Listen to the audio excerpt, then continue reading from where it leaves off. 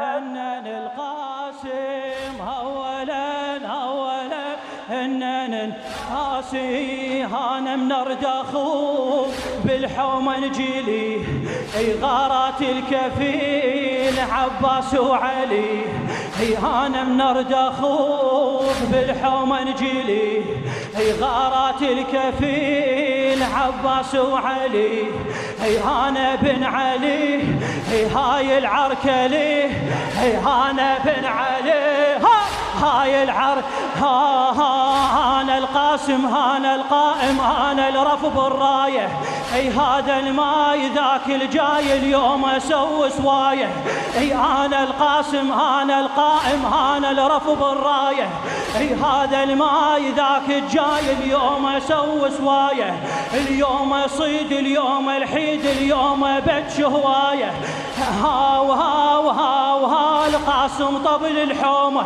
القاسم طبل الحومه وخوف رجاله القاسم طبل الحومه وخوف على القاسم طبل الحومه وخوف رجاله القاسم طب وخوف اولا هنن القاسم اولا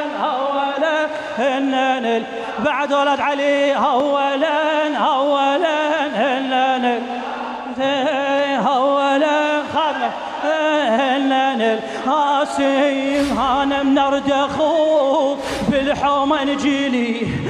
غارات الكفيل عباس وعلي أنا بن علي هاي العركة لي أنا بن علي هاي العركة الله هانا القاسم هانا القائم هانا الرفض الراية هذا الماي ذاك الجاي اليوم اسوي سوايه اليوم اصيد اليوم احيد اليوم بتش هوايه ها القاسم طبل الحومه القاسم طبل الحومه وخوف رجاله القاسم طبل الحومه وخوف قال القاسم طبل الحومه وخوف رجال القاسم طب يلا ثانيا هنن القاسم ثانيا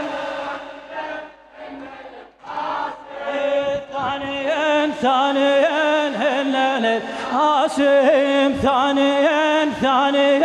هنن يلا هانا ابن المهيض ظنوة حيدره